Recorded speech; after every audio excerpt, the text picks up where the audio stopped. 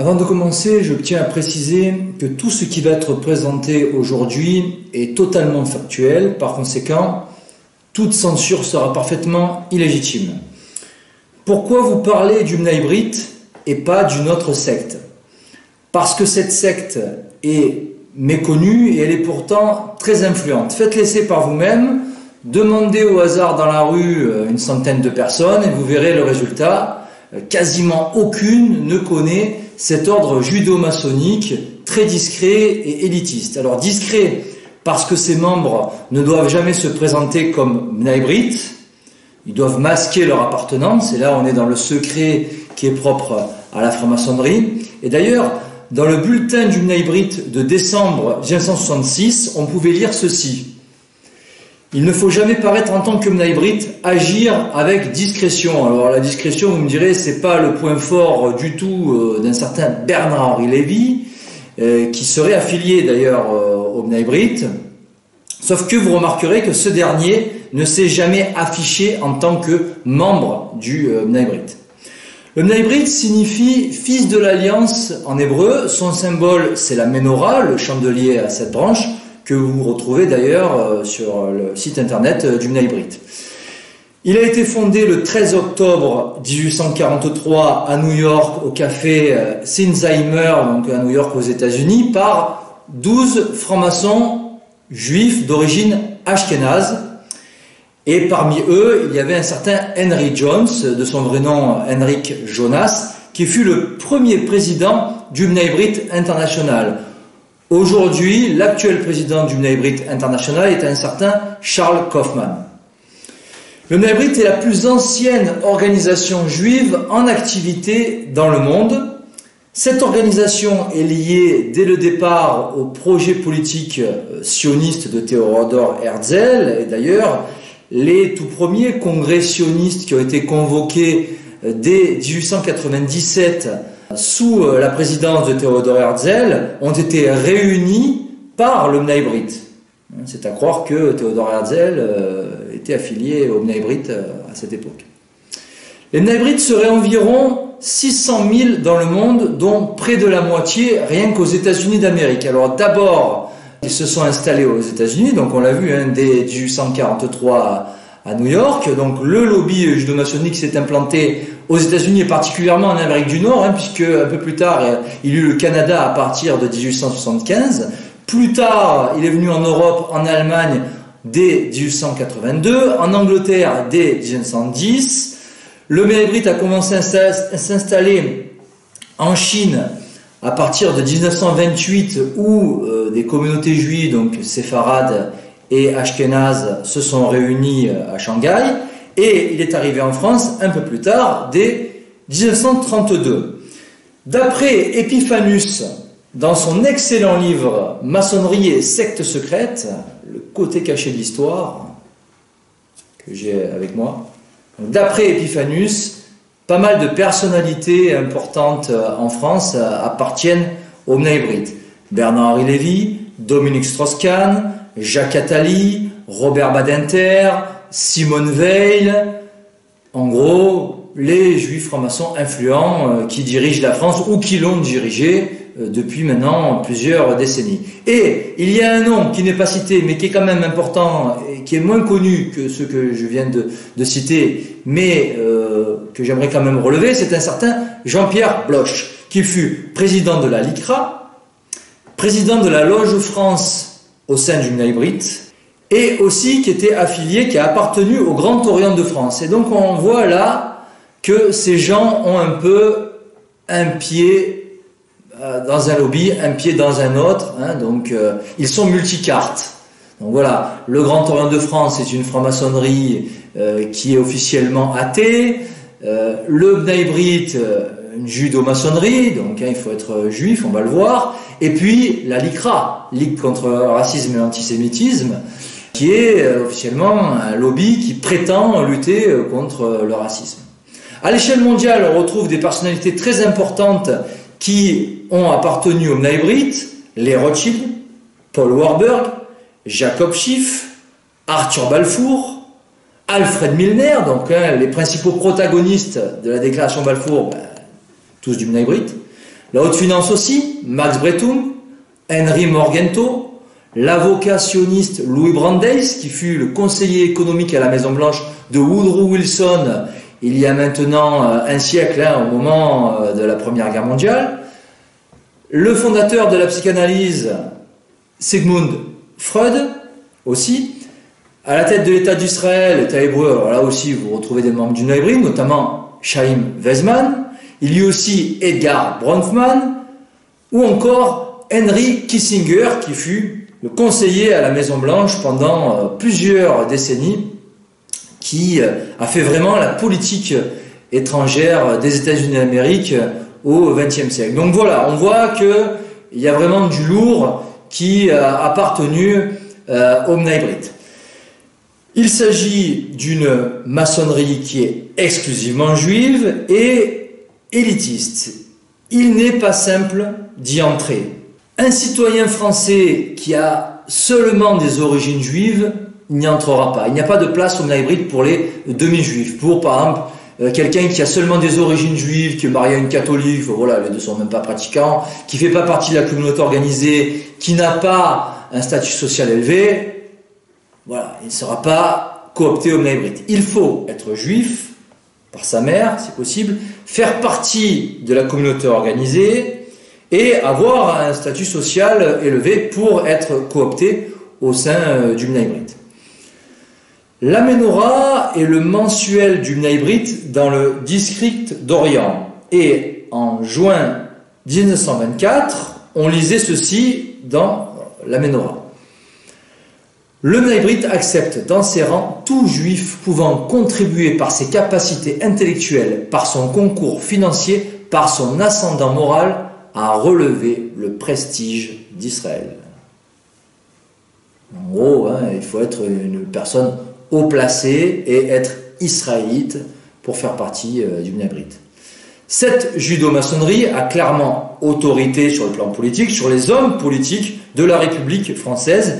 Ils font pression, ils testent même certains, on l'a vu avec Nicolas Sarkozy, qui est passé par le Bnei Brit avant d'être élu à la présidence de la République en 2007. On l'a vu aussi plus récemment avec Anne Hidalgo, Anne Hidalgo qui s'est rendue au Bnei Brit le 6 février 2014 pour devenir ensuite maire de Paris en avril 2014, soit 2 mois après. Et là, il doit certainement y avoir une relation de cause à effet.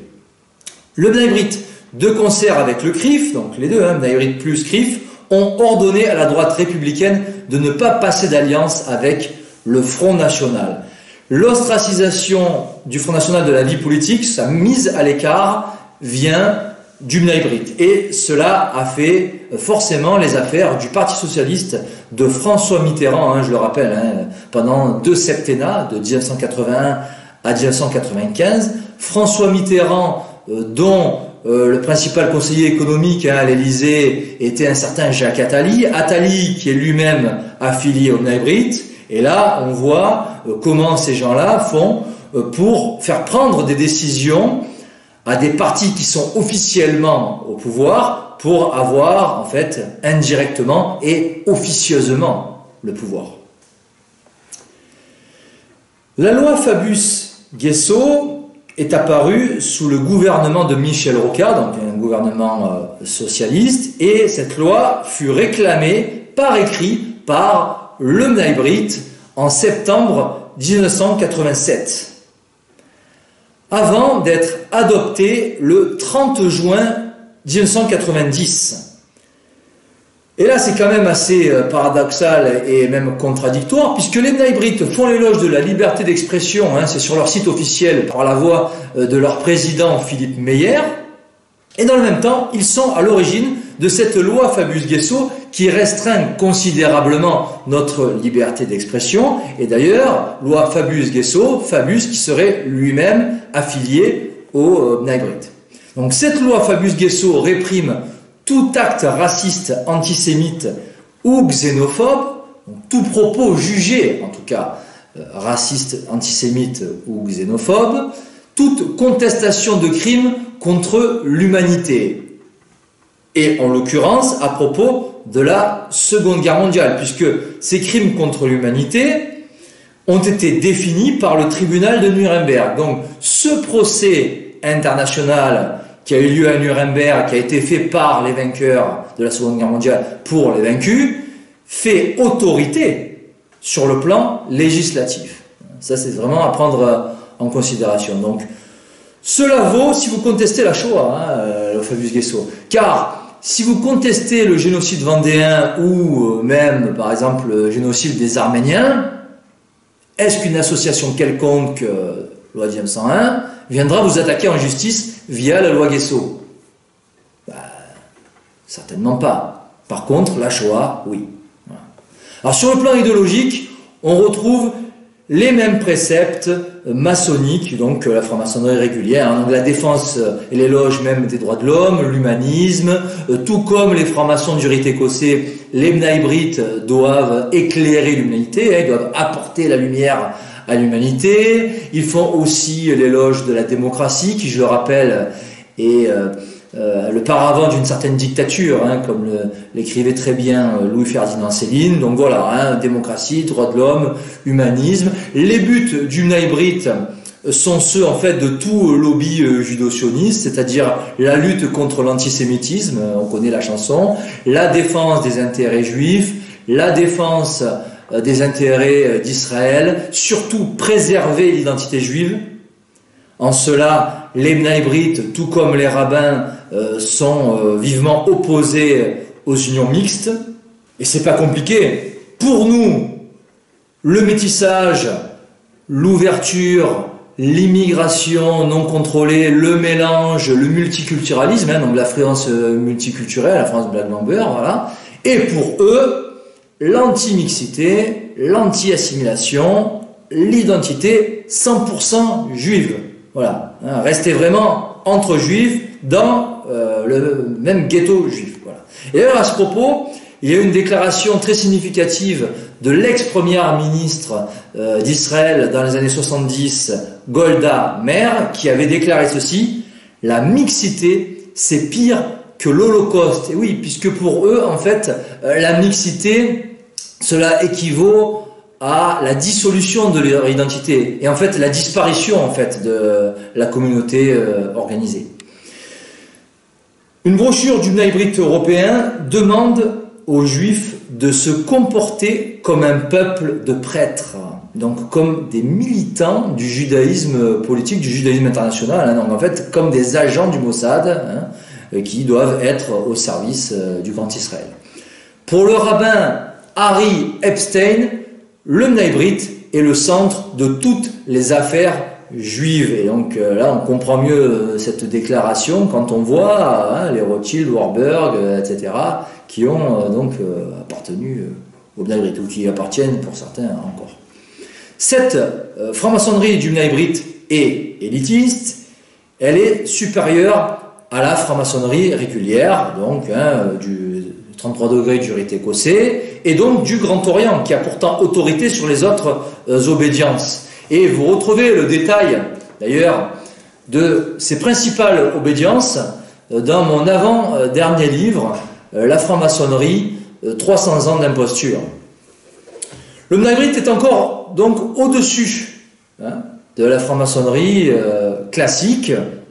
Et il y eut d'ailleurs en 1874 un accord signé entre Armand Lévy du B'nai B'rith et Albert Pike qui, à cette époque-là, à la fin du 19e siècle, dirigeait les loges palladistes, c'est-à-dire des loges supérieures aux 33 degrés du rite écossais. Il est dirigé depuis New York, il avait vraiment un pouvoir d'influence important. Albert Pike, qui est vraiment un maître quand on étudie la franc-maçonnerie. Et donc il y a eu une sorte de fusion à cette époque-là avec le B'nai B'rith que l'on peut considérer comme une haute maçonnerie déjà depuis donc la fin du 19e siècle. L'ADL maintenant est un organe important du B'nai B'rith, c'est l'Anti-Defamation League, alors que l'EPAC est lui le bras armé financier du B'nai B'rith, qui finance notamment les campagnes électorales des candidats à la présidence américaine. candidats à la présidence américaine qui sont généralement des francs-maçons du 33e degré, donc du rite écossais, et qui sont financés, c'est officiel, hein, les lobbies aux États-Unis sont officiels, qui sont financés par donc le lobby judo-sioniste, tout simplement pour faire les intérêts d'Israël en matière de politique étrangère. Donc en gros, il n'y a pas vraiment grand-chose à attendre de ces gens-là, hein, quels qu'ils soient, hein, qu'ils soient officiellement ou d'étiquette républicain ou démocrate. Revenons en France où Bnei et CRIF, c'est la même équipe. D'ailleurs, il ne serait pas vraiment étonnant de retrouver des dirigeants du CRIF au sein du Bnei. Et inversement, on sait que Emmanuel Macron fut un banquier de chez Rothschild, Roger Kuckerman aussi, hein, les deux ont travaillé officiellement pour la banque Rothschild, et il ne serait pas étonnant, par ailleurs, de savoir que Roger Kuckerman était à la fois au CRIF, mais aussi affilié au Bnei. Tous ces gens-là sont des agents d'Israël, tous sont des agents des Rothschild. Et à ce titre, d'après le regretté Emmanuel Ratier, le Bnei est le service de renseignement des Rothschild, ce qui paraît assez logique et cohérent. Et d'ailleurs, on pourrait même établir une relation entre les 12 Ashkénazes, donc d'origine allemande, qui sont à l'origine, officiellement, du Bnei, hein, donc à New York en 1843, et les Ashkénazes, donc Khazars, hein, qui sont aussi d'origine allemande, Rothschild, Weishaupt. Hein, aussi, je rappelle que le centre de la finance apatride vient d'Allemagne. Les Rothschild se sont répandus un petit peu partout en Europe, hein, France, Angleterre, Italie, dès le début du 19e siècle. Mais au départ, ce sont les Bauer, hein, Michel Rothschild, qui auraient mandaté d'ailleurs Weishaupt en vue de la révolution dite française de 1789. Je rappelle que 1789 a été auparavant comploté depuis l'Allemagne, Wilhelmsbad et Francfort, hein, par notamment Adam Weishaupt et ses disciples. Donc, cette haute finance apatride, elle vient d'Allemagne, d'Ashkénaz, et le Bnei aussi, hein, ce sont des Ashkénazes d'origine allemande, qui se sont établis d'abord à New York. En France, le président du Bnei est actuellement Philippe Meyer. Il a participé il y a quelque temps à une conférence en novembre 2018 qui avait pour thème la lutte contre le racisme et l'antisémitisme sur Internet. Et là, on voit que ces gens-là sont vraiment obsédés par ça. Ils voient des antisémites partout, hein, c'est dingue. Et d'ailleurs, on peut encore faire une relation. C'est que le Bnei organise une conférence sur donc le racisme, l'antisémitisme, la haine en fait, sur Internet, novembre 2018. Et un an après, nous avons droit à la loi Avia, qui a été qui vient d'entrer en vigueur, hein, le 1er janvier 2020. Drôle de coïncidence. Hein. Donc ce jour-là, Philippe Meyer s'est exprimé en présence de Gilles Taïeb, vice-président du CRIF, Conseil représentatif des institutions juives de France, et aussi de Sacha Gozlan, le président de l'UEJF, l'Union des étudiants juifs de France. Donc CRIF, UEJF, l'ICRA, Bnei, tout ça, c'est Israël en France. Voilà. Ce sont des lobbies au service d'une nation étrangère et dans le désintérêt de la France. C'est clair et net. En guise de conclusion, quelques faits historiques où le Bnei est clairement impliqué. Dès le début du XXe siècle, 1905, guerre russo-japonaise avec au niveau du financement d'un côté Warburg, de l'autre Schiff. Révolution bolchevique en 1917 avec le Kublobenko de Jacob Schiff, la déclaration Balfour la même année avec Rothschild, Balfour, Milner, tous Bnei. Juste un peu plus tard dans la foulée, le traité de Versailles, encore la création de l'ONU, mais aussi du Council on Foreign Relations, le CFR, par Edward Mandela House, lui aussi affilié au Bnei, et Paul Warburg. Un peu plus tard, en 1929, le krach financier avec à la manœuvre un certain Henry Morgenthau, haute finance apatride. Financement des deux premières guerres mondiales, on retrouve encore des membres du Bnei. Plus tard, dans les années 60, de 1962 à 1965, le concile œcuménique de Vatican II, avec la pression du Mnabrite de l'extérieur par l'historien juif Jules Isaac, et l'infiltration de l'intérieur par le cardinal Béat, de son vrai nom cardinal Béard, l'ADL aussi qui a fait pression notamment sur Mel Gibson et son film La Passion du Christ, pour qu'il retire certains passages voilà, qui les dérangeaient. Aussi pression de l'ADL contre Henry Ford et son livre Le Juif international, et d'ailleurs Ford a dû faire marche arrière et rétro-pédaler. En France, on l'a vu, la mise à l'écart du Front National, qui doit servir de croque-mitaine pour faire élire en fait la marionnette voilà, du lobby sioniste, et aussi donc cette loi Fabius-Guesso. Donc on voit que le Mnabrite est en fait l'incarnation du complot talmudo-maçonnique, l'incarnation de ce lobby tout-puissant talmudo-maçonnique. Hein, c'est vraiment le constat que l'on peut faire hein, lorsqu'on étudie le phénomène des sociétés secrètes. Pour aller plus loin sur le sujet, je vous recommande vraiment la lecture du livre d'Emmanuel Ratier, Mystère et secrets du Mnabrite, vraiment un livre incontournable sur le sujet. Lecture aussi de mon livre La franc-maçonnerie, 300 ans d'imposture, hein, où il y a vraiment tout un chapitre consacré au Mnabrite, où j'ai puisé mes infos bien sûr chez Emmanuel Ratier, mais aussi chez Monseigneur Join, et ses divers numéros du péril judo-maçonnique, et aussi des infos sur le site internet officiel du Mnabrite international.